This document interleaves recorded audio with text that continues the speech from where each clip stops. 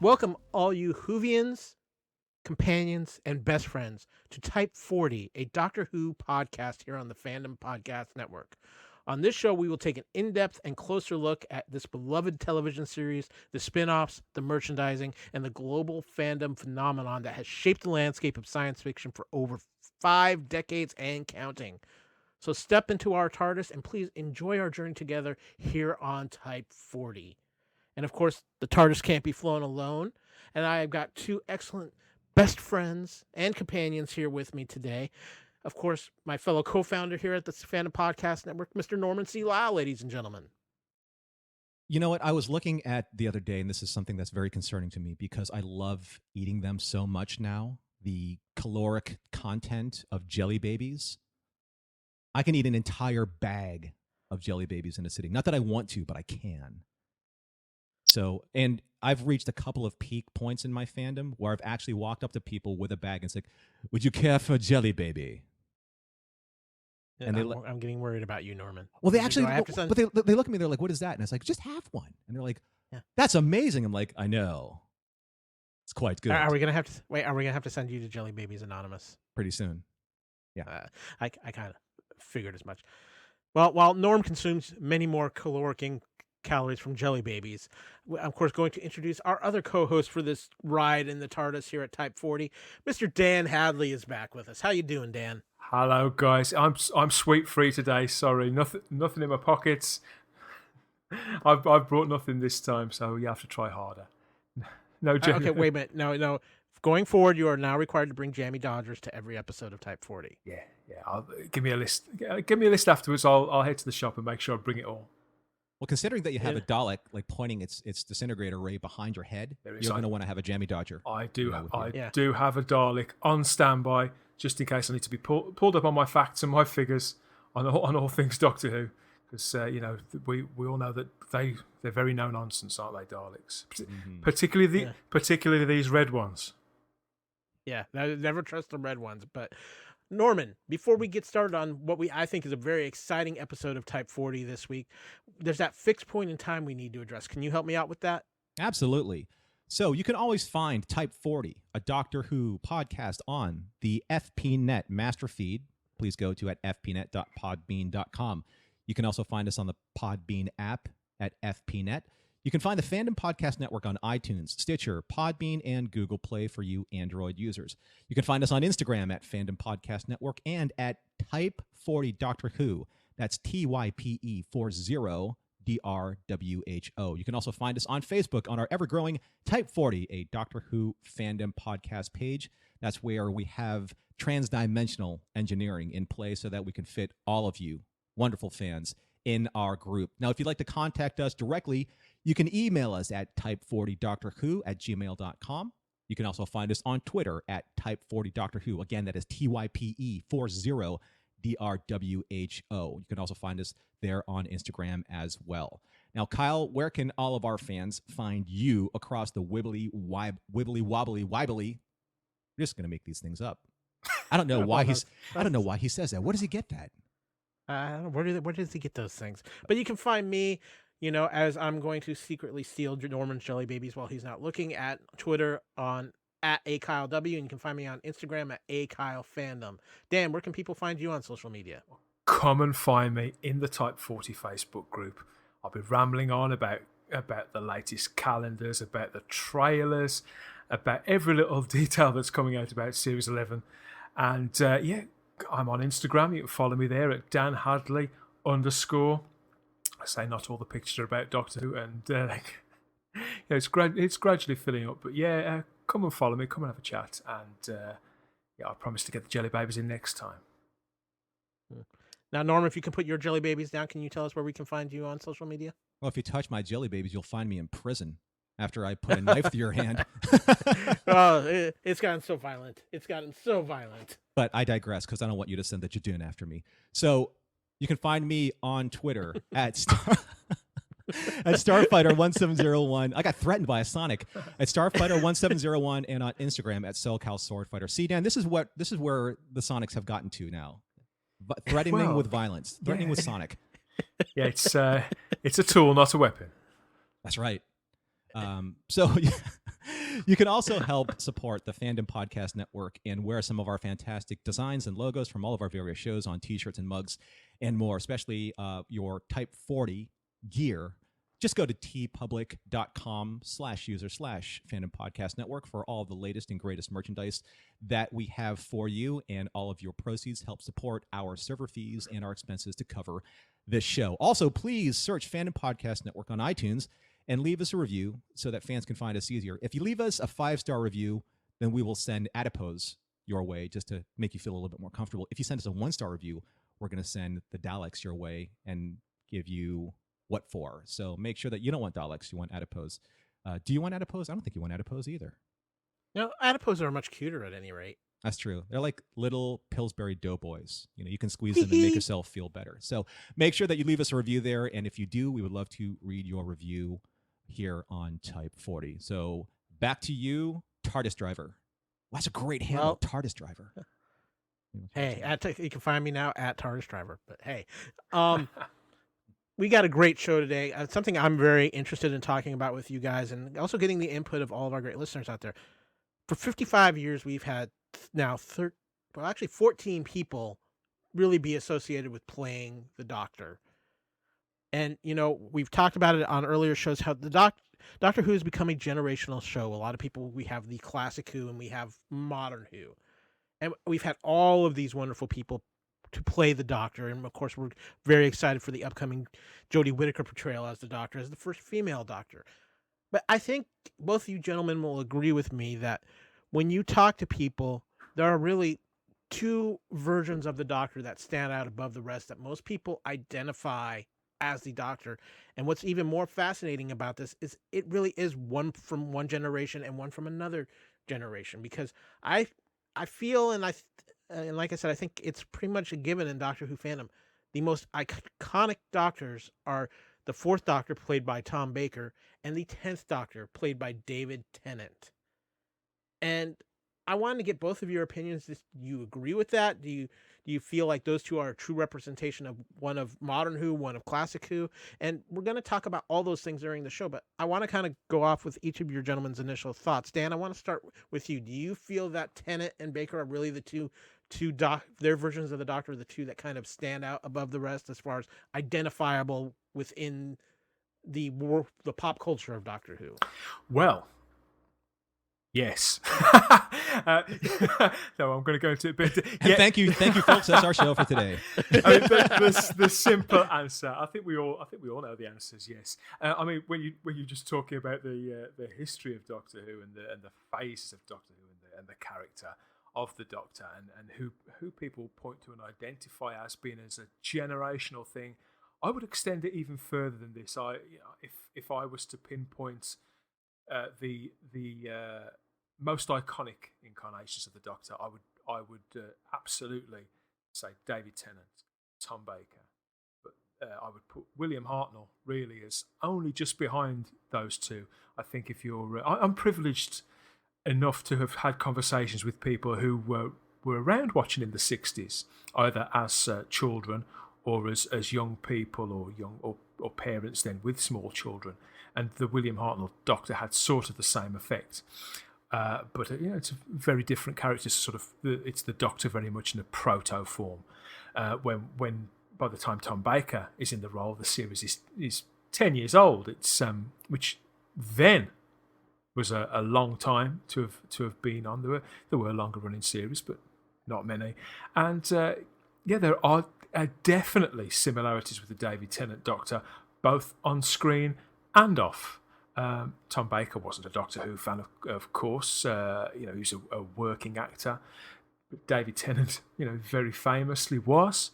But he was far from a new actor at the time. not a household name, but just like Tom Baker was when he took the role, David Tennant had yet to find the role that would have that huge, broad cultural impact. So it certainly came along at a similar time in both their professional lives. Where I think David Tennant had just done a Harry Potter movie, whereas Tom Baker had just done a big Sinbad film, and had gone straight from that to working on a building site. So there are all these similarities. I think the general public, a lot of it could have been in timing, but that is the right man at the right time. But that is not to take anything away from what either of those two gentlemen brought to that role and what they carved out as being distinctive and individual and so memorable. I don't know. Norman? I think that it's interesting that you're taking these two particular pillars of the Doctor Who fandom as the icons, because a lot of fandoms have that, especially Star Trek, with as many captains as Star Trek has had since Captain Kirk and Captain Picard. When you're talking about Star Trek fandom in general, most people, and I'm going to say this, I don't want to say this insensitively, but most quote-unquote casual fans will really only identify Star Trek with one of two captains, either Captain Kirk from the classic series or Captain Picard from everything else. Because Captain Picard was really the next generation. Then you had Sisko, then you had Janeway, then you had Archer, and now because of the J.J. Abrams universe, you have Kirk resurging back again. But because these two actors and their inhabited roles were so strong, no matter who plays these pillars of the Star Trek fandom community, no matter how good they are, like no matter how good Jason Isaacs was as Captain Lorca, or how strong Burnham is, or even how strong Anson Mount may be as Christopher Pike, they'll never reach that status the way that, in my opinion, the way that Patrick Stewart iconically became Picard and how William Shatner iconically became Captain Kirk. Now, why am I saying this? Because there are great actors that have all played the Doctor. In the classic era, you had you mentioned, Dan, you had William Hartnell, you had Patrick Troughton, who was fantastic. One of my favorites is John Pertwee before Tom Baker. And then you had Peter Davison, Colin Baker, and Sylvester McCoy in that run. And they're all fantastic in their own ways. But Tom Baker, because he played it for 7 years, he obviously was the cream that rose to the top. And if anyone who's the Fandom Podcast Network fan out there, I have to take a drink right now. Or I could probably say a tent pole Doctor. Again. Yeah, there you go. Yeah. So you have that. And then obviously with the newest incarnations, starting with Christopher Eccleston, David Tennant had the longest technical run of the Doctors and easily the longest technical exit of the Doctors based on his 4-part exit strategy to his regeneration. Because I don't think that any other Doctor had 4 specific models or movies that exited him out. So yes, he became very synonymous with the marketing power of the height of Doctor Who and his pop culture popularity, in the around 2010-ish. 2010-ish. So that's why I think that even though that Matt Smith made his own indelible mark and so did Capaldi, you have to take a look at it from a branding structure. And Tom Baker, as we mentioned on our Blu-ray coverage, he's the brand of a classic era. He's the visual brand of the classic era. And David Tennant is the visual brand of the modern era. But I do think that we're probably going to feel a little bit of seismic shift with Jodie Whittaker for the sheer fact that she's the first female Doctor, and that now becomes a very specific brand. So these are these defining moments in Doctor Who fandom based on just a brand strength, not necessarily the overall quality of each actor and each individual, so to speak. You bring up some very good points there, Norman. Dan, you had something you wanted to add? It's interesting to me how these two incarnations, in many respects, we talk about the character now because I think all the actors who have played the part, they've approached it in a similar but different way. It's a way of channeling their own personality up to a point to sort of inform the portrayal. And people may think that at first glance that the David Tennant and Tom Baker play them so differently, but I'm not. I've been thinking about this over the last 2 or 3 days, and I'm not convinced they actually do. I think they're a there are wider divides between some incarnations than others, and where David Tennant's and Tom Baker's do they share the same core balance, but they're sort of the reflection of one another. I think if you take a sock and you pull a sock inside out, what's on the inside is now directly on the outside, and vice versa. It's similar between those two portrayals. With Tom Baker, you've got somebody who's at first glance very outwardly bohemian, outwardly eccentric. He's not what you'd call conventionally good looking, but he's absolutely got charisma and attraction and has charm. And whenever I start talking like this, certain images flit back into my head. I'm thinking of stories like City of Death, where the Fourth Doctor deliberately sort of blunders around, playing the fool. But at the centre of that, when the mask sort of slides a little bit, he can turn very, very quickly to and you get that sort of direct split-second gear change between this this very eccentric character and somebody who is almost ageless, somebody who has a burning intellect, and someone who can get quite angry and quite how can I put this?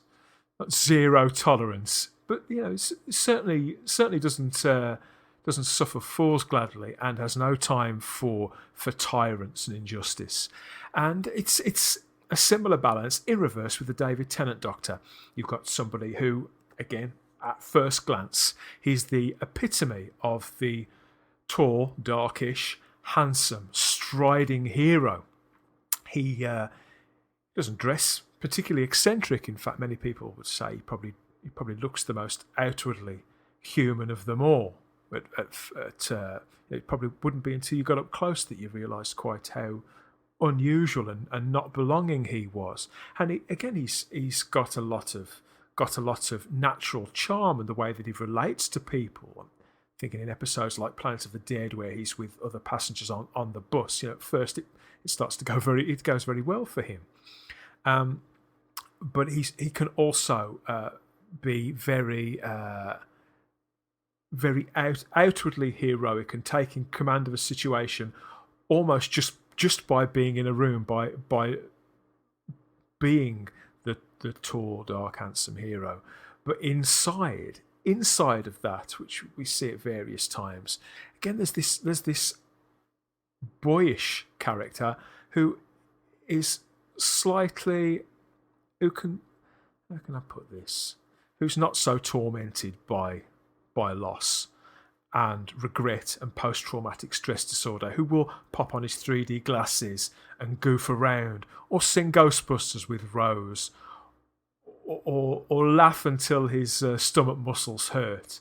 It's those two sides of the character played so closely to one another, and I think that's what the audience wants in a doctor, in an iconic Doctor. And it could very well be a similar mix of those two things that Jodie brings out the bag for us in the autumn. Yeah, no, you bring up some great points, Dan. But one of the other things too that makes a Doctor stand out is the companions, and I think both the Fourth Doctor and the 10th Doctor had some amazing companions. When we're talking the Fourth Doctor, you're talking Harry Sullivan, Leela, Romana 1 and 2, Audric, Nyssa, Tegan as well. With the 10th Doctor, you're talking obviously Rose, Mickey, Martha Jones, Donna Noble, Wilfred Mott, the legendary Captain Jack Harkness, and even some that were shown maybe once or twice in Jackson Lake, Lady Christina D'Souza, Astrid Perth. And I want to talk about the companions. And I know Norman is losing his mind in his chair because I haven't mentioned a particular one yet, but we're going to get to that because that's a very special case. But Norman, I want to start with you, especially because, and I'm going to get to you and Dan both on this. I want to talk about the classic, the Fourth Doctor's companions, because you guys know a little bit more about them than I do, and what made the Fourth Doctor's companions stand out so much? So Norman, I want to start with you on that. Well, I think it's fair to say that because Tom Baker and David Tennant respectively had the longest tenures as the Doctor, this goes all the way back to marketing impression. And the more times you see certain things repeated, the more popular they think they have become. And that's not necessarily true all the time. But with Tom Baker, because of the way that some of his best stories involved Sarah Jane. Or Sarah Jane Smith, Genesis of the Daleks being one of them, and probably one of his most famous, Pyramids of Mars being another one. And then, obviously, with Sarah Jane crossing over into 10, but we'll talk about that in a little bit. What I think was really important about Tom Baker's companions is that Tom Baker always kind of used them as a sounding board, so to speak, as opposed to people that he wanted to share the experience with, even if he ignored most of their advice almost all the time. He just wanted to, you felt like you were there. I don't know. It's, for me, because of the way, when I watched it, I was a certain age, I felt like I was along with him more for the ride and kind of like following his lead. I felt that he was more leader than the shared experience. And I kind of like felt that just anchored me more with the Doctor. It's hard to explain because, my impression when I was imprinted on the Fourth Doctor, that was when I was much younger. But also I felt that some of the other companions just still had sort of kind of like a wide-eyed, starry kind of aspect to it, especially Leela, because Leela was so opposite of Sarah Jane. Sarah Jane was the probably like one of the best first representations of, a really strong central feminist character in the show. And Leela was the complete opposite, not just with her wardrobe, but with kind of like her naivete with experiencing what the Doctor had to offer her. So, I mean, I can go into Adric and Nyssa and Tegan. They weren't really my favorite companions of choice, and I think it's fair to say that they were more along the lines of Peter Davison's companions that kind of crossed over from, say, like was it the Keeper of Traken to Castrovalva and moving forward? Dan, do you think that's fair? Yeah, I think you're talking about the trilogy of stories that ended the Tom Baker series and led into the Davison ones. I think that's more than fair. I think that with the companions, just as you've said. But also one thing before you continue on, I don't want to like gloss over Romana 1 and 2 because I think that Mary Tam was amazing as Romana and one of my big crushes after Elizabeth Sladen as a companion. But then also there's Lala Ward, and we all know that there was a history between Tom and Lala, so they got along very well. But I don't think that anyone had the chemistry, the true big brother, little sister, back and forth banter chemistry, the way that Tom Baker and Elizabeth Sladen did. So. No, sorry, go ahead, Dan. No, that's kind of what. Yeah, because there was tension there. There was tension. You can break it down into those.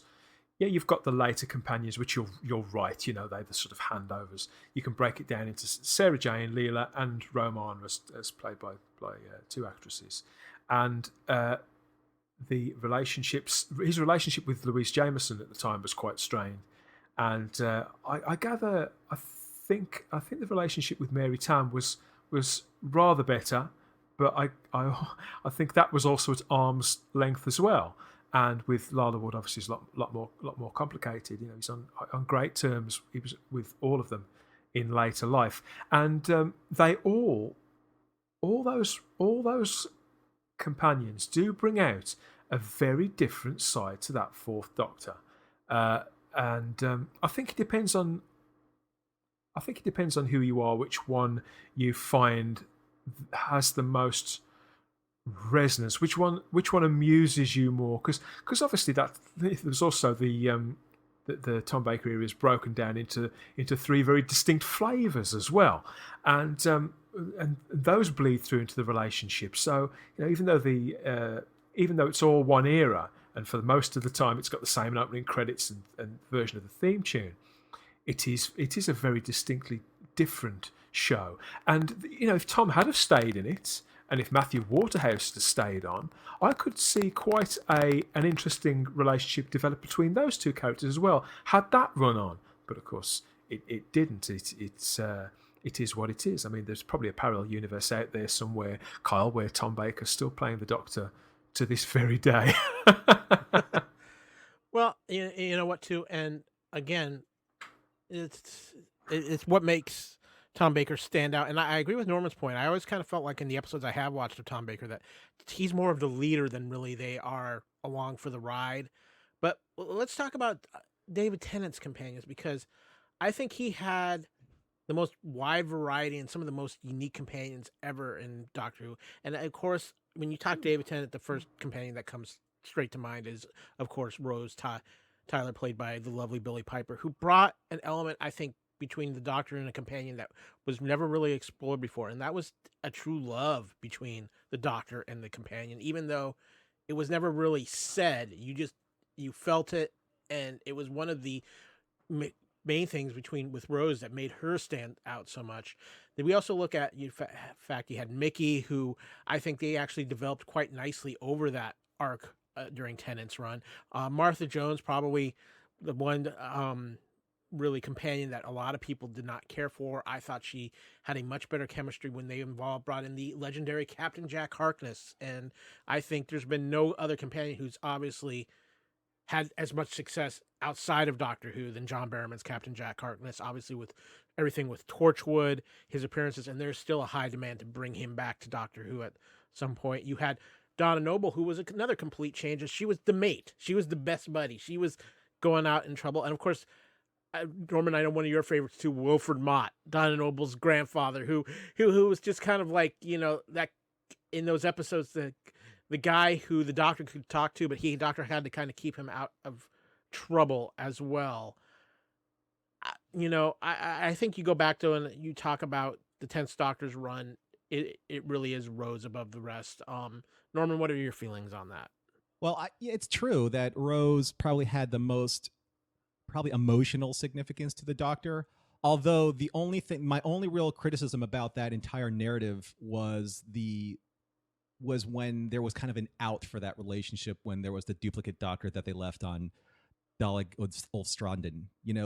I wanted that longing to be there. It made it more real for me and not have some type of substitute that Rose had now, so that she could close that thread to make that emotional tie real. It's not real. It's a little bit of a cheat, and I felt that cheated the story a little bit, because the end of that episode is soul crushing. I mean, it really is.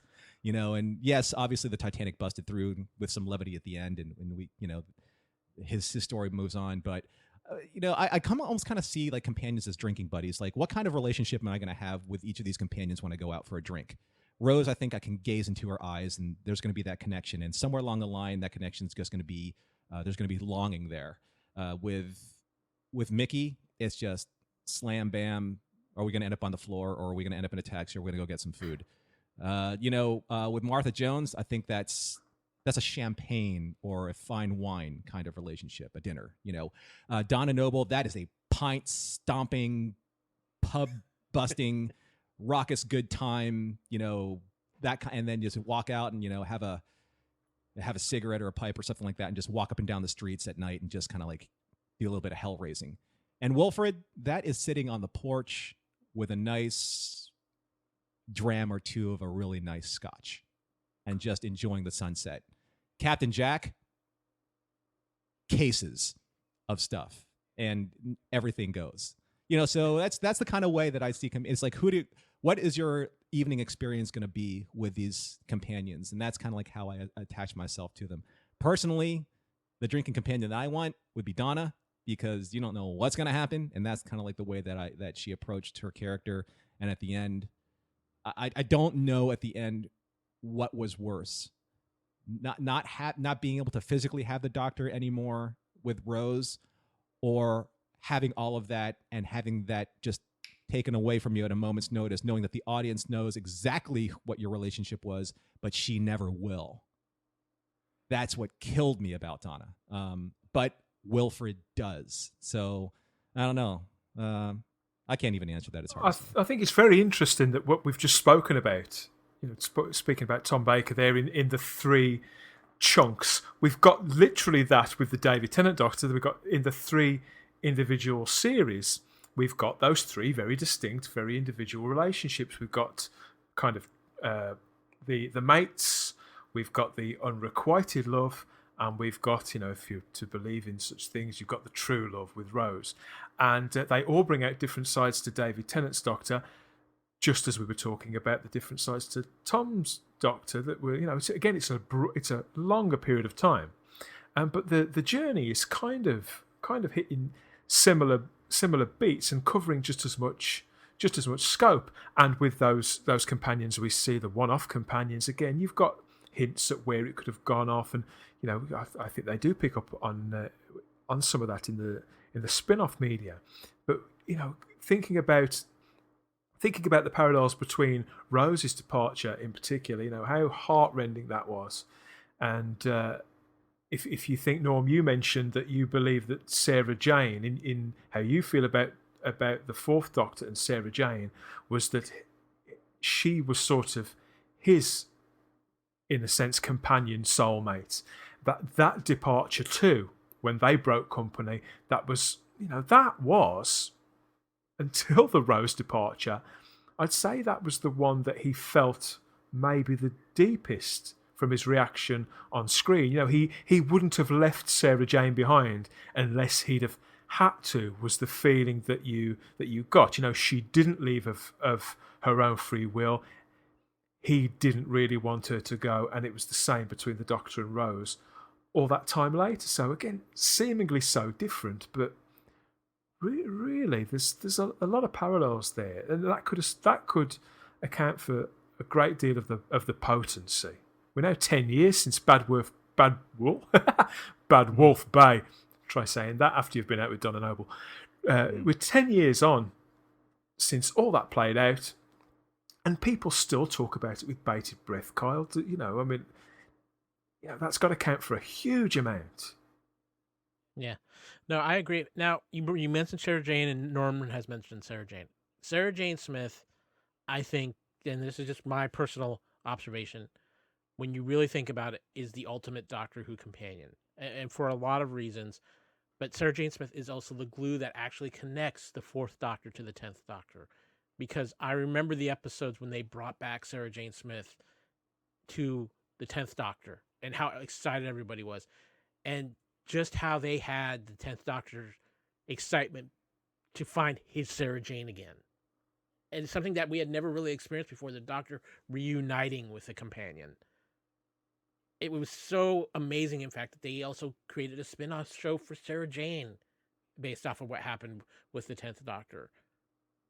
Norman, I'm going to start with you because I know you're really passionate about when it comes to Sarah Jane. Is Sarah Jane Smith the ultimate companion in this case? Ooh, that's a loaded question.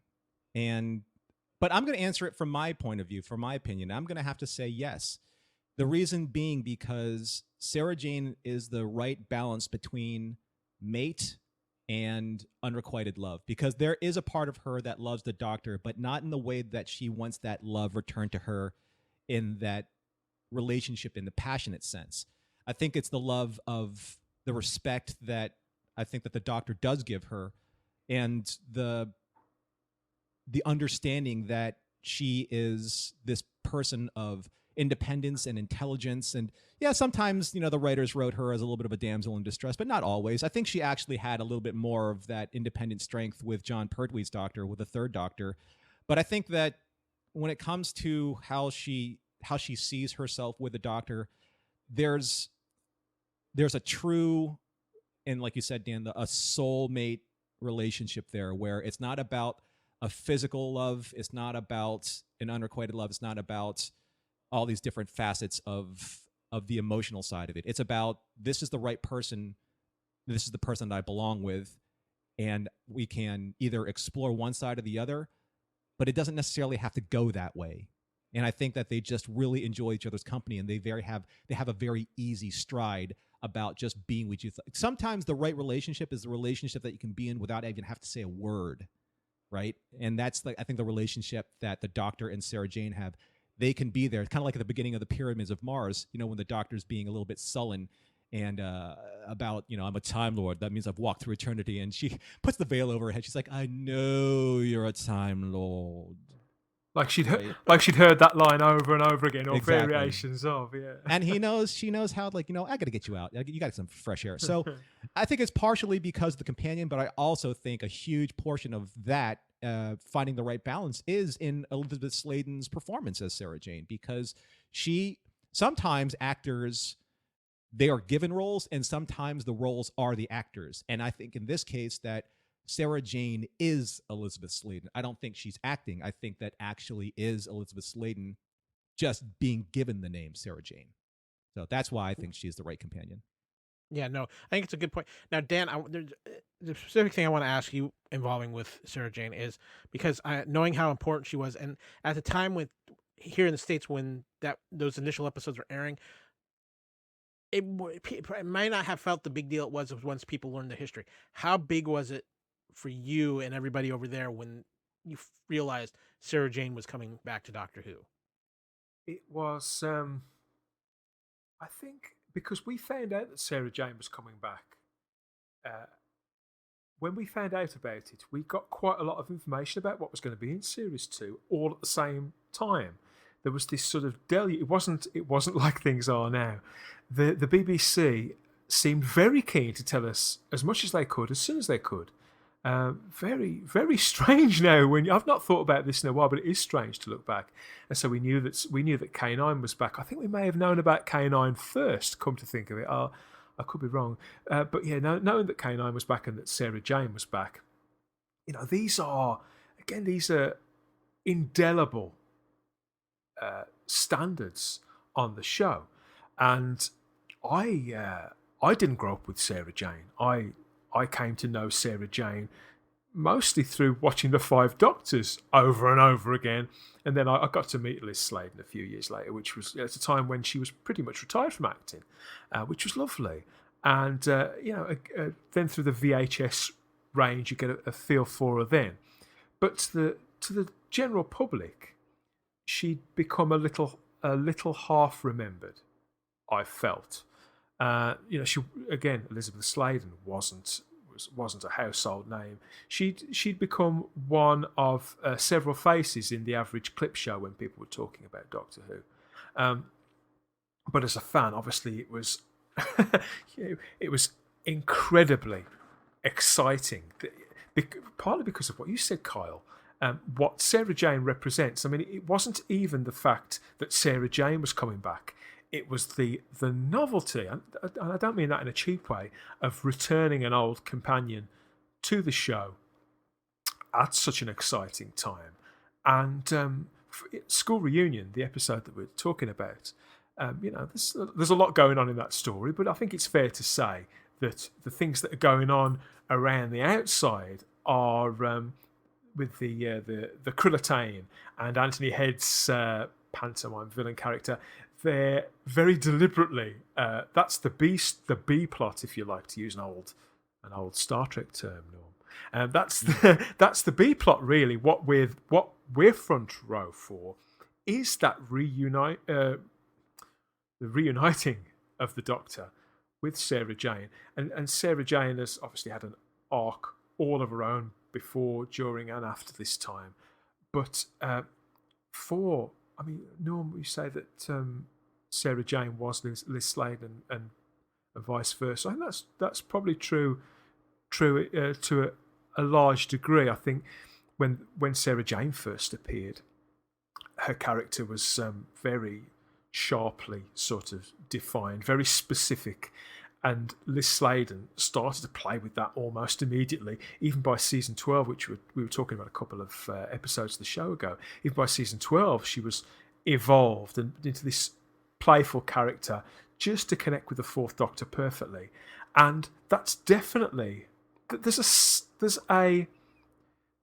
a slightly melancholy feel to the character when we meet her again in 2006 when the Doctor meets her again. But the curiosity is still there. There's still a girlishness that's there, which I think she owed a lot of that to the Doctor, to being in the Doctor's company and what they brought out in one another. And in the entire history of Doctor Who, I put that moment where they meet again in the school, in the half light, when she discovers the TARDIS first, and then comes across the shadowed figure of the Doctor, now played by David Tennant.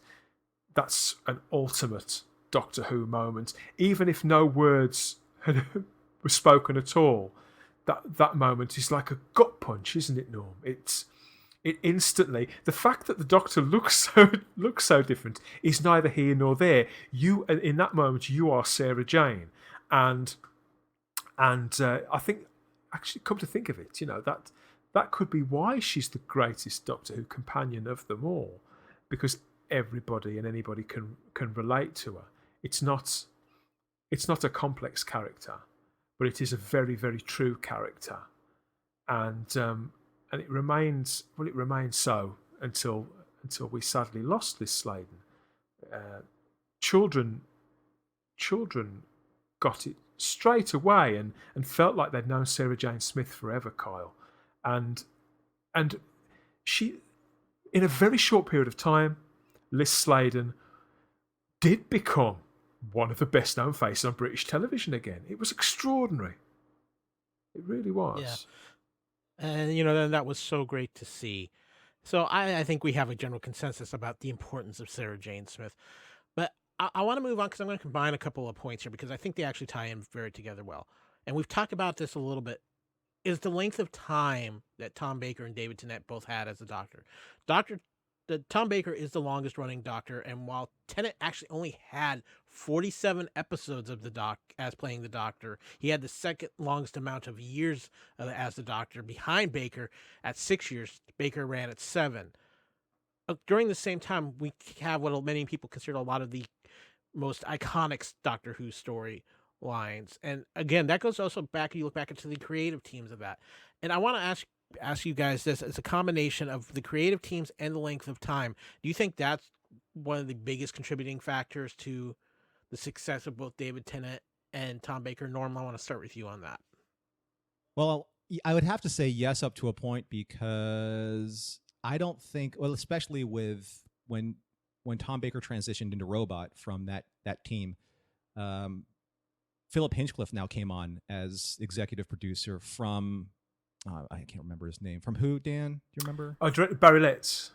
Barry Letts, that's right. So there was a transition there, and I think the Philip Hinchcliffe relationship with Tom Baker and that production was fantastic, right up until the point where they started transitioning into John Nathan Turner, and that's where it kind of started shifting gears a little bit. So that's why I think that the best storytelling for Tom Baker is probably in seasons, years, I should say, like 1 through 5. I would say things started kind of changing definitely around 7, because that's when John Nathan Turner came in. So yeah, I mean, you're going to get a shorthand when you're working with people for that long of a period of time. I mean, put it this way. I remember when Star Trek Discovery was getting talked about and the designers, and some people were like, well, it doesn't feel like Star Trek. Well, think about Herman Zimmerman was the production designer, Michael Kuda, Doug Drexler. They were all the production designers and graphic artists from 1986 to 2005. That's a lot of shorthand that you actually get to put into a fandom that make fans understand that this is a good relationship, this is a good team. So that, and that was Tom Baker. Tom Baker had a good team. His stories came up, and they last the test of time. Like Genesis of the Daleks, Pyramids of Mars. Well, when we talk about Liz Sladen's leaving the show at Hand of Fear, let's talk about the entire Key to Time series, which I think is absolutely fantastic, and that's with Mary Tam.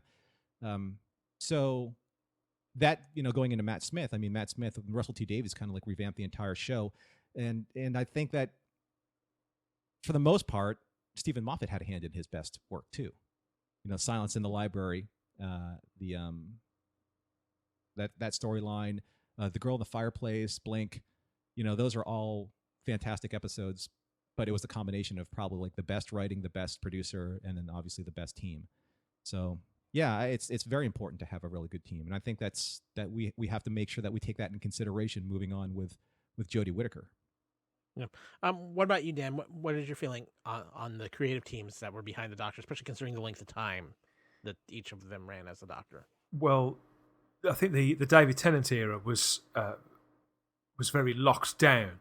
Series 2 and 3 were both commissioned at the same time, and Russell T Davies always had in the back of his head a plan that he would stay with it for 4 years and knew what he wanted to do with the character over that length of time. I think he probably imagined it would be played by the same actor, but the principle of it is the same. Very, very clear vision, which is only going to be a benefit to any lead actor, particularly one who was catapulted into a breakout hit, this enormous show, a huge mythology, and a role that he'd always admired and wanted to play in the back of his head. With Tom,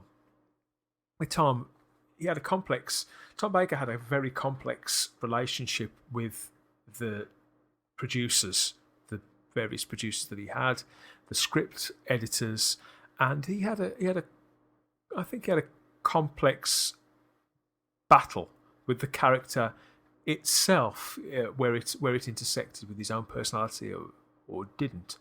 And at times during Tom's seven series, there was a fair few fallouts, and there were times where Tom wanted to assert greater control over the production himself after Hinchcliffe left, certainly, and because Philip Hinchcliffe, when he took the series over, although being a very, very young man, he and Robert Holmes, who was the script editor, they had just like Russell T Davies, they had a very clear idea of what they wanted to do with it, where they could take it, and which parameters. Based on the show that had been on for over 10 years at that point, little things that they'd always wanted to do with it. It was a hunger, similar hunger to Russell T Davies. But later on, with Graham Williams in particular, who he was the man who brought in Douglas Adams as a script editor, who was very much a playmate for Tom Baker, and he very much, they kind of egged each other on with wild and outrageous ideas, which was great for the show, probably great for Tom Baker. Sometimes it was great for the viewers, sometimes I'm not so sure. But it was a time of fierce creativity, and certainly that. I think whoever was working with Tom Baker, even if the relationships were conflicted, it resulted in, for the most part, a great consistency in quality of product getting out to the viewing public. So, if you want to draw a parallel between the two tenures, I'd say that's the clearest one. There's the greater hit rate there in the Tom Baker era.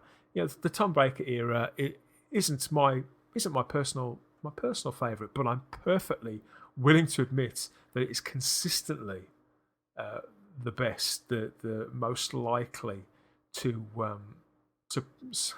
please anybody with a casual interest in Doctor Who. And I think that probably stands for the David Tennant era too, and that's no slight on everything that Stephen Moffat did afterwards with Matt Smith or Peter Capaldi. But much of it was they were only able to do that because of what David Tennant and Russell T Davies had achieved together and with everybody else in the production. And again, everything that came after Tom in the original run was a reaction, a response to that. So it's it sort of goes back to where we started this conversation, I suppose, in this massive cultural and creative effect at the right time, if any of that makes any sense. I don't know.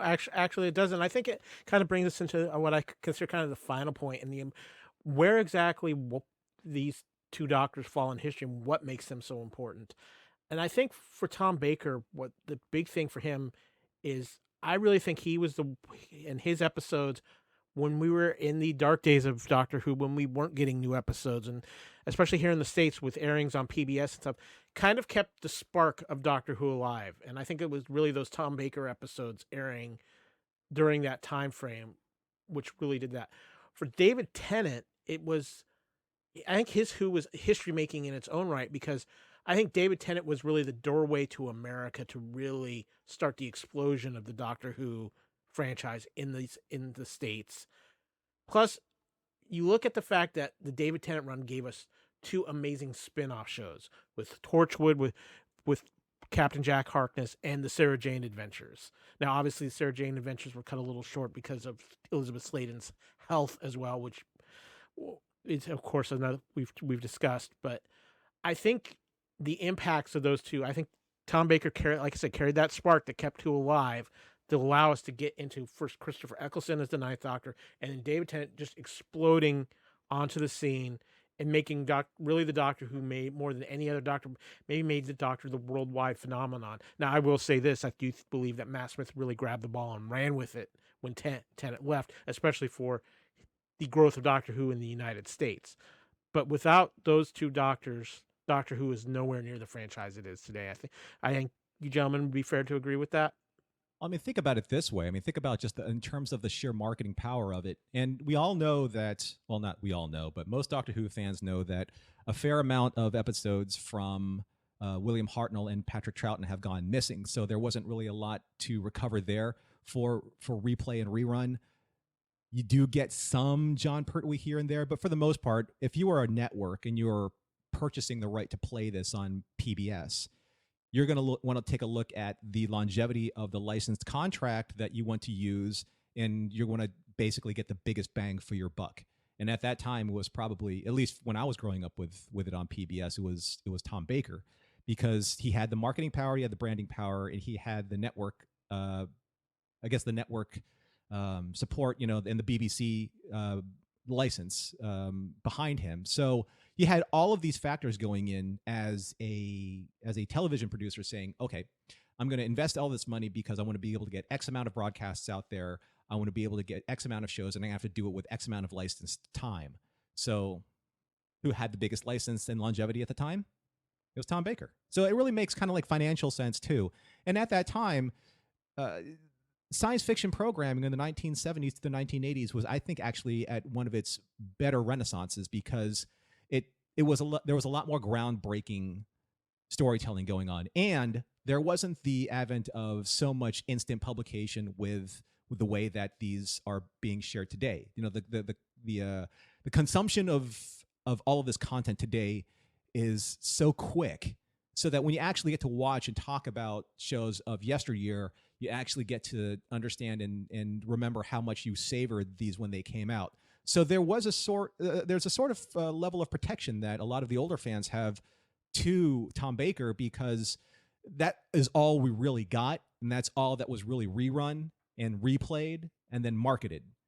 And it's not to say that the others weren't, but you really had to look few and far between certain sources to get Tom versus, say, to get a Peter Davison episode or Colin Baker, and easily a Sylvester McCoy, because by that time Star Trek was back on the air and no one cared about anything else but Star Trek on the air when it came to science fiction. I think that's fair to say. We were so jealous. We were so jealous of you on the home soil, being able to watch those Tom Baker stories pretty much on loop.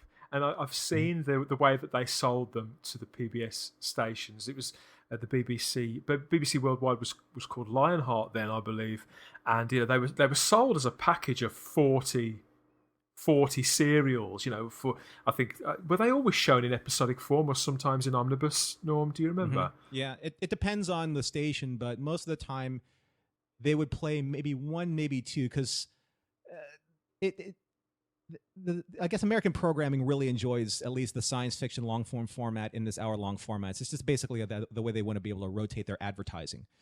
So Star Trek in the reruns, they were around 48 minutes plus advertising to 12. So, and the same thing with, like, say, Battlestar Galactica, Buck Rogers, all these things that were happening around the 1980s, they were long format. So I think that if you do the two episodes, that's 25-ish minutes respectively without advertising. So you get bigger bang for your buck when you could package those together. So a 4-parter would basically essentially be 2 parts one weekend, 2 parts the next weekend, which makes for a nice cliffhanger-y kind of 2-part episode in a way. And I think that looking to 2008, 2009, and into 2010, and the coming of Matt Smith and that big explosion that you were talking about, Kyle. That although the David Tennant era had been broadcast in North America, I don't think it went out day and date. I think it was within 48 hours or something like that. But there'd been this, I suppose, it was before the current. It was certainly before binge watching.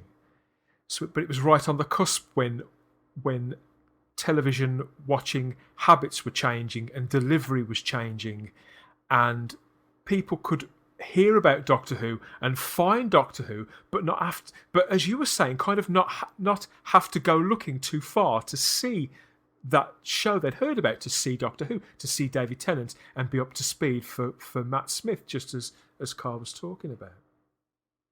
Yeah. No, and I think that's important to say, because I think we have great history, and these two men were just absolutely amazing, and I think without them, the Doctor Who franchise is completely different. But too, for our listeners here, and something I had not gotten to put in the notes because it just developed recently. Our Fandom Podcast Network co-founder Kevin Reitzel was recently over in your neck of the woods, Dan, and during his time there, he interviewed author Jonathan Melville, who's a good friend of the network, and he's, Norman, correct me if I'm wrong, he's working on a 1986 Highlander book right now, correct? That's correct. He contacted us because he started listening to Blood of Kings a while back, and he is putting together his own version of his accounts and interviews and facts and figures photos for just the 1986 movie, I believe. Yes. And during that interview, it came up what a big Doctor Who fan Jonathan Melville is. So Kevin sat down with him and talked a little Doctor Who, and it's very appropriate for this episode because he tells a great David Tennant story in this interview that is quite entertaining. So everybody just sit back, relax, and take a little listen to this interview conducted by Fandom Podcast Network co-founder Kevin Reitzel with author Jonathan Melville. Hello, Doctor Who fans. This is your guest reporter, you could say. This is Kevin from the Fandom Podcast Network, and this is the Type 40, a Fandom Podcast Network Doctor Who podcast special interview. I'm traveling abroad here in Scotland. I'm at Edinburgh, and I have a special guest with me here, Jonathan Melville. Now, I got him because we're going to talk a little Highlander, about a book that he's writing of the original Highlander film. And if you want to hear more about that interview, head on over to Blood of Kings on the Fandom Podcast Network and check that out. But we're here to talk a little Doctor Who. First of all, welcome, Jonathan. How are you? I'm very well, Kevin. Thank you. Okay, so let's start from the beginning here. Why do you want to talk Doctor Who right now? Why are you a Doctor Who fan? Tell me your history. Oh, well, the fact that I live in Britain means that I was born with Doctor Who kind of in my DNA, really. It's always been around. I was born in 1976. And Doctor Who at that point had been on TV for, I think 13 years. And so I've just always known it and loved it. But I really got into it properly in about 1987-ish, when I was about 11. And I've been a huge fan since then. So who was your first Doctor? Well, the first Doctor I got was Sylvester McCoy, really. I mean, I remember dipping in and watching Colin Baker, a bit of Peter Davison, probably a little bit of Tom Baker, but actually, and I should really whisper this one, in the 80s, in the late 80s, I was watching ITV over here, where we got the A-Team. Ah, yes. I'll probably get things thrown at me when people hear that, but at the time, I celebrate the A-Team, by the way, so you're all good. As a kind of 10-year-old, 9-year-old, that was everyone in the playground talked about the A-Team and BA and all these things. Doctor Who at that point in the when I was in school was just not quite as cool as it maybe was in the 70s. Right. So anyway, I got back into Doctor Who when I started getting properly into it, and this is like buying Doctor Who magazine, buying the VHSs, buying the fanzines. I think it lasted another maybe 1 year or 2 years, and then it got cancelled. So I got involved just at the wrong time, really. And I was a fan through the wilderness years of the 90s, when there was just nothing. But we had novels. And this was the great thing, though. We had the past. We had sort of 25, 26 years worth of Doctor Who to go back and watch and enjoy. So my route into Doctor Who has been kind of an odd one, I suppose, and it wasn't always a thing that I watched every week for a long time, and then when I did get into it, it got cancelled. So, but since it came back as well, and in Edinburgh we have an Edinburgh in the UK, I think around the world actually, there are lots of local groups, Doctor Who local groups, where fans get together and meet and talk. And so how long ago was this? Well, when I started coming to the Edinburgh one was in the 90s. Gotcha, so okay. it would have been about 90... No, it would have been later than that, actually. It would have been about 2001-ish. Okay. So there was been one in Edinburgh for many, many years. And I joined that and used to go along to the pub. And this was before the series came back. So at this point, we didn't know it would ever come back. And I can remember going to the pub and we would sit and talk about old Doctor Who and just be a bit... not sad, but just, you were talking about the past all the time. Yeah, that's a good And point. then- There's no future of it. No, You there know wasn't. that, It was going, okay, there were some audio adventures and still some novels, but you had to spend money to watch, to read those or listen to them. Is this rather when than- Big Finish started their productions? Or was this- They would have started by that point, yes. But not everybody listens to them. I've got friends who just don't think that is proper Doctor Who. That's what they say, not proper Doctor Who. And so I was going to the Doctor Who local group when it didn't exist, wasn't on the TV, and then it did come back. So I've been a fan again, so it was sort of rekindled, I suppose, with Christopher Eccleston, and I've been a fan ever since then as well. So it's been a funny time. I think other Doctor Who fans listening will know this. It's a real roller coaster thing being a Doctor Who fan, because it's there and then it's not, and then it's there. A bit like the TARDIS, it's sort of there and it disappears, and then it comes back and you try and get it and then it goes again. So.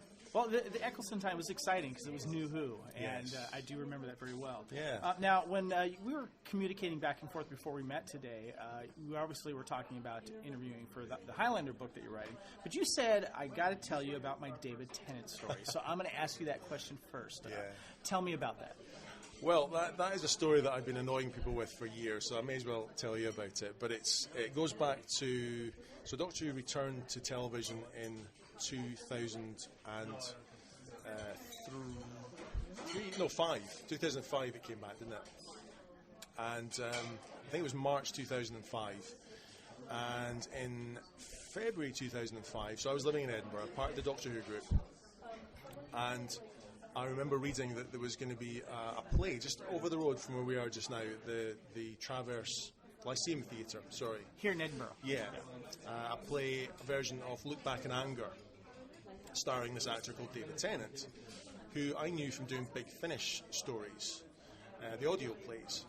And I thought, that would be quite interesting to speak to someone who has been in a Doctor Who play on CD.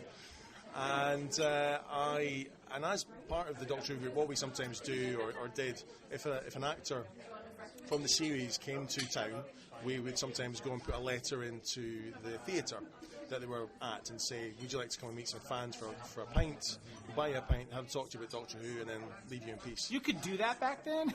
Yeah, you still do it now. That's great. You still do it now, yeah. So I remember we spoke to Julian Glover in particular, who's gone on to, I think, Game of Thrones, and he was in James Bond and Indiana Jones. He was also in Doctor Who, and we met him that way. And Empire Strikes Back, too. Yeah. Yes, yeah.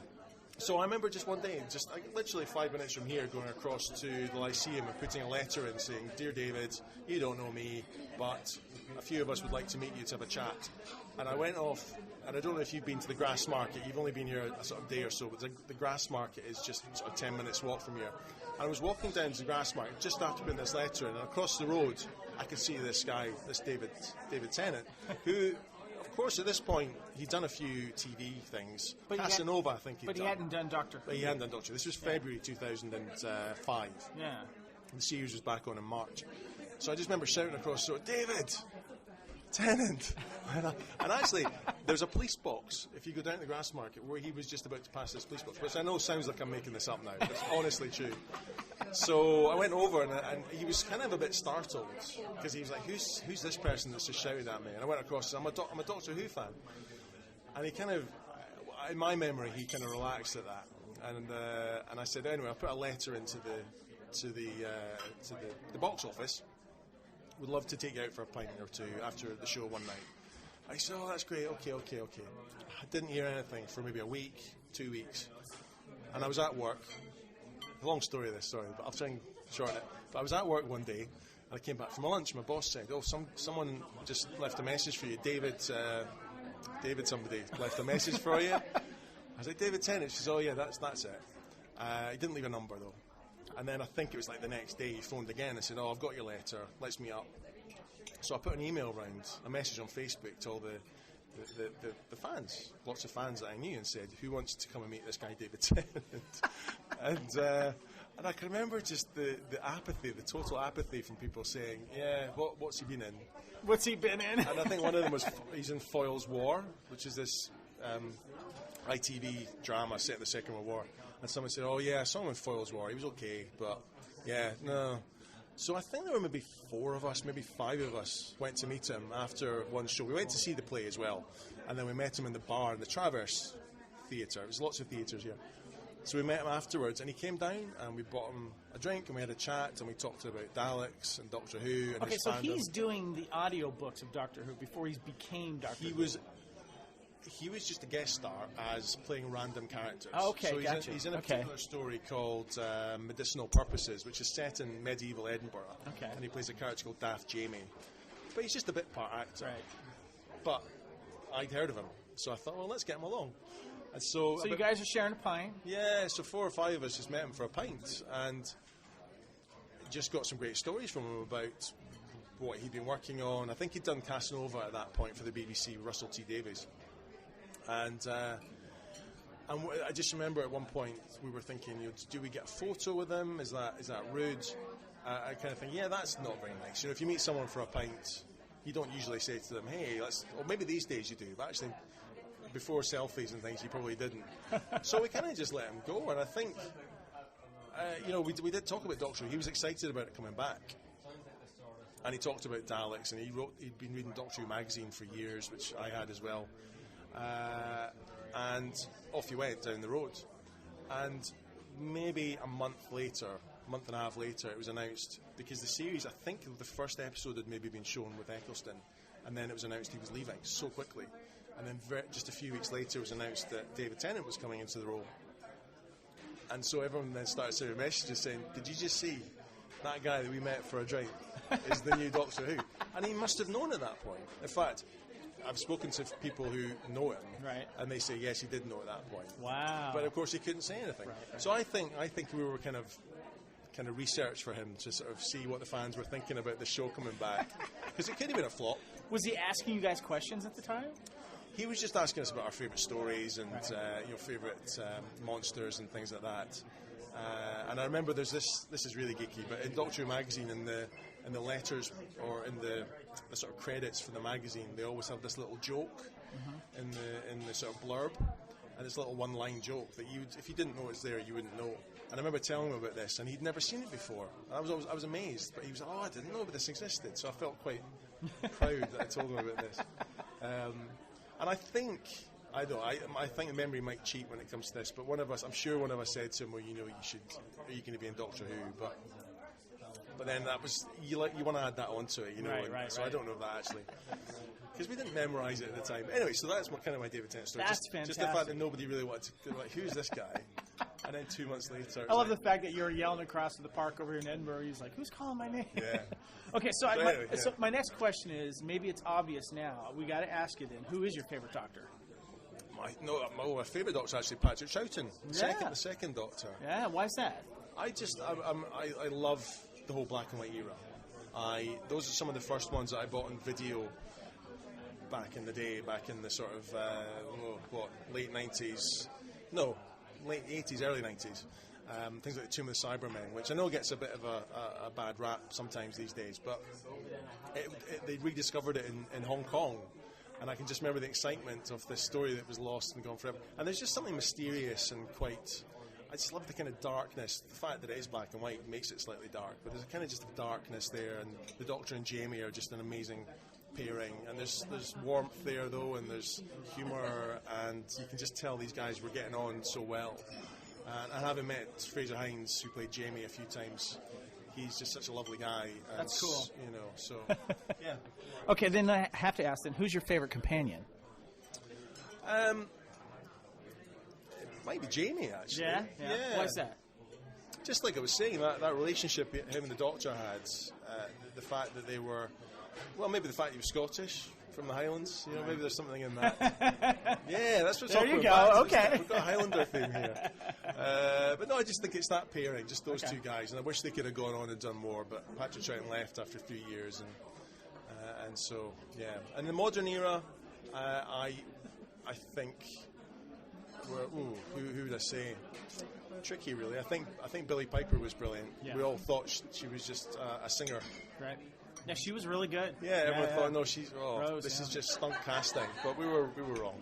Do you have a favorite Doctor in the current series? The current series, all of them really. To be honest, I know that's a bit of a cop out, but I thought Eccleston was brilliant. I wish he got to do another really year. liked him. I wanted to see more of him. He deserved to do more. Another year would have been amazing. Yeah. David Tennant brought a whole new energy to it. Yeah. I guess Capaldi would. He was great as well. So right. yeah, no, I think they're all great, and I don't know if you're going to ask about Jodie, but I can't wait to see. Oh, I'm going to ask you. Trust me. Yeah, hold on to that. I'm going to ask you, but I want to ask you about your favorite returning character or guest star in Doctor Who. Is that through its whole history? Yes. I think it has to be the Brigadier. Yeah, why is that? Brigadier Alistair Gordon Lethbridge Stewart. Because he was just such a kind of comforting character to have returning to help the Doctor. And also I think because I got to meet him. He came to Edinburgh as well. We did an event in Edinburgh. We ran some little conventions in Edinburgh. And I got to meet him and go and pick him up from the station, from Waverley Station. And he was just a gentleman, really, and such a nice guy. That's great. Yeah, and I think when you meet people, it kind of influences your thoughts of their character probably as well. So yeah. Did you have a favorite kind of story arc, Doctor Who story arc, that kind of continues throughout several episodes? Anything particular that jumps out to you? Well, I don't know if I have a favourite story arc. I, as I mentioned, I got into Doctor Who properly just as it was coming to an end. What about an episode? Favourite episodes? I should really have a favourite episode, shouldn't I? I don't really have a favourite episode, to be honest. No. I can watch. I love the McCoy era because that was kind of the one I was really. I can remember being in school, high school, and having to go up to my bedroom because Mum wouldn't let me watch it, and she wanted to watch Coronation Street, a soap opera. I had to go watch it in this little television. And on a cold evening. So I can remember the McCoy era so well, and things like the Curse of Fenric still hold something to.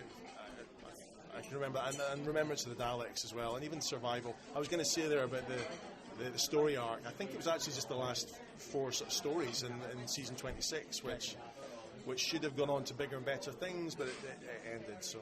All right. Well, as we wrap this up, I got to ask you. Recently, this weekend, actually, as of we're recording, San Diego Comic-Con's going on. A lot of Doctor Who stuff's coming out with Jodie Whittaker. They're releasing images. She's being interviewed. And a lot of Doctor Who fans are excited right now. And I want to ask you, what are you most excited about with the new season of Doctor Who with Jodie Whittaker? Well, I'm going to be honest here, because when I first heard that we had a female Doctor, I was underwhelmed. I'll admit that. And then when I heard it, I thought... Why do you think that is? Because for many years, I am I don't know what the term is really, but that kind of traditional, or just old, perhaps is a better term, fan. Old school fan. And for years, I remember people saying to me years ago, it'd be great if there's a female Doctor. And I was saying, no, you can't have a female Doctor. The Doctor's male. If you want to have a female Doctor, have another TV show with a Time Lord or a Time Lady, that's fine. So...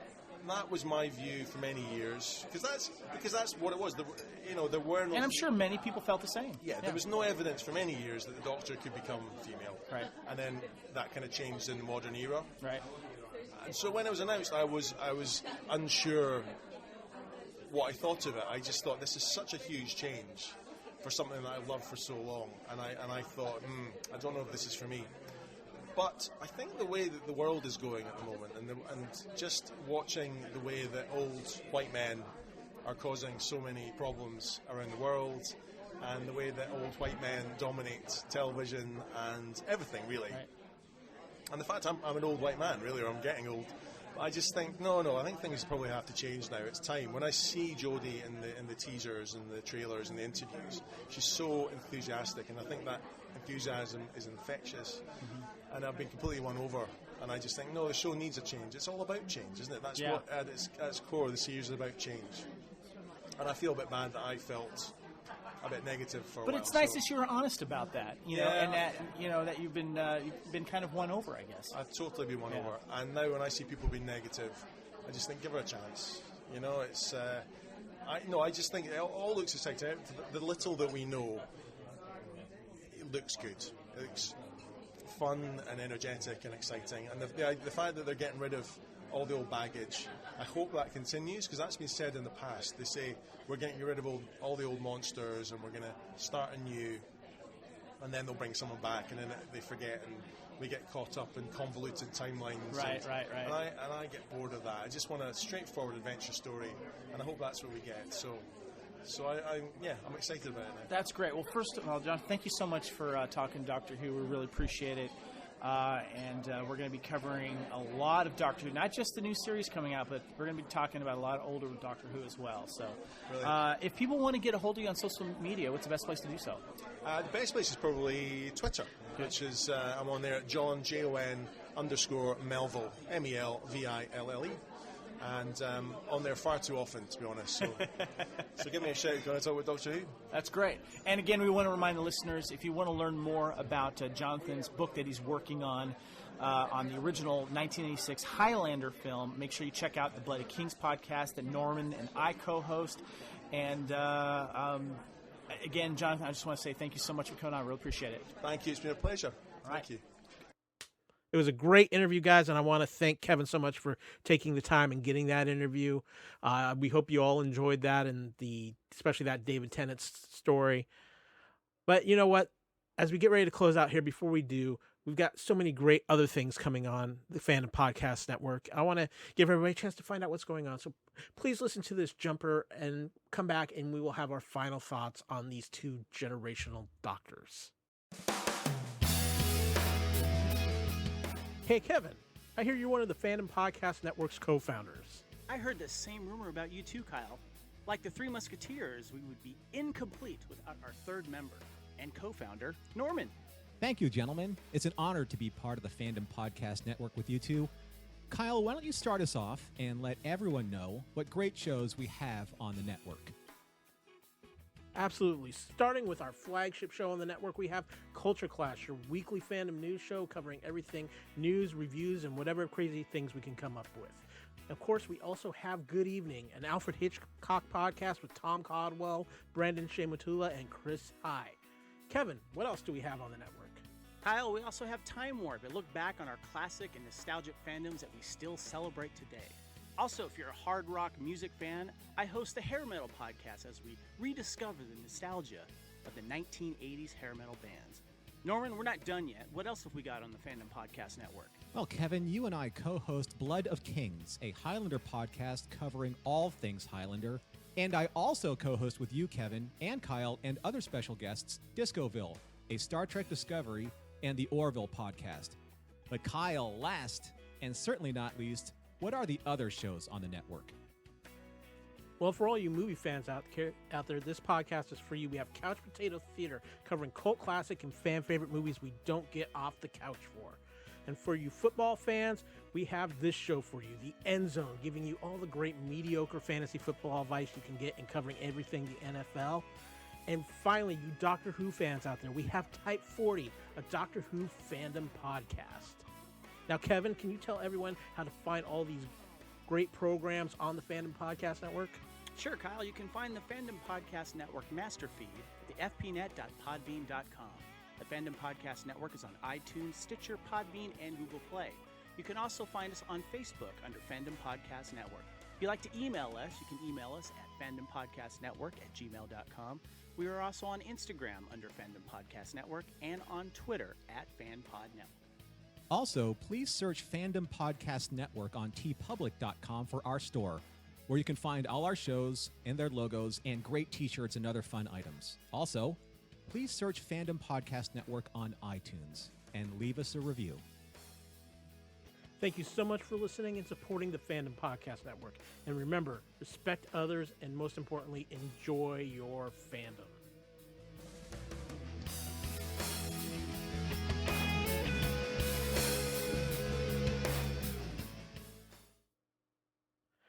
it's been a fun ride exploring the importance of David Tennant and Tom Baker to the Doctor Who franchise as maybe the pillar doctors of Doctor Who and keeping Doctor Who going. And this isn't to slight in any way all the amazing actors who have portrayed the Doctor, because they all contributed a major part to the history of the Doctor. But I want to real quick allow Dan and Norman to kind of give their final summation for Tom Baker and Doctor Who and what makes them so important. So Norman, why don't you start and kind of give us a wrap up of your thoughts on Tom Baker and David Tennant. I mean, not to belabor the point too much, because I think the fandom knows that, and our listeners know that for the last couple episodes, I'm a pretty big Doctor Who Tom Baker fan. Tom Baker's my favorite Doctor. He was a Doctor that I imprinted on and whose stories resonate most with me. And that's the era that we all get a chance to enjoy and explore and become a part in and spend a lot of money on. So, this isn't the first time, this isn't the last time we're going to talk about Tom Baker, but I do like the fact that we were able to talk about his influence in anchoring Doctor Who for at least from one part of the fandom, which would be the growth in Great Britain, and then having that growth influence the American fandom as it came to distribution, because I think that is really where the fandoms, I guess the cousins of Great Britain and the United States, were able to reacquaint themselves in an overall collective fandom and share something that is really unique to science fiction. So I really enjoy talking about Tom Baker. I will always do so. He's my number one Doctor, and everyone else is wrong. So thank you very much. Good night, and that's it for Type 4. No, just kidding. No, we're having fun with this, and I think that if you're a Tom Baker fan, let me know. Shoot me an email, shoot me a Twitter or an Instagram or whatever, and enjoy a jelly baby with me if you care to do so. And Mr. Hadley, your thoughts? My thoughts are everybody should try jelly babies at least once, but perhaps they should come with a government health warning. They are very addictive by the sounds of it, Norm. As regards Tom Baker, look, not a great deal hasn't been said already, not least of all by us. But I just can't. Again, we've turned into a bit of a plug for the season 12 box set, but any chance that anybody can get to sample any of Tom Baker's run, they should take, or even his outputs for Big Finish. Whereas David Tennant, if you haven't watched his stories for a while, they really are as good as you remember. He was an incredible Doctor, and yes, nobody has failed in that part. I maintain that no one has failed in that role. But when people talk about setting a standard, in the latter days, now, here and now, I feel that they reach for David Tennant in their mind right away, and rightly so. The contribution, the courage. I mean, you say, what is there really a great deal of courage behind stepping into a show that was already a hit? Well, for an actor, it's their job of work. Yeah, I think there always is. And he brought more than an A game. He brought generations of people lasting memories. And I'm neither of them are my favourite Doctors, but I'm immensely grateful to them both. And as always, every time I speak to you guys, I just want to go straight to my DVD collection and raid it for a couple of my favourite stories. Well, there we go. We don't want to keep you from that then, Dan.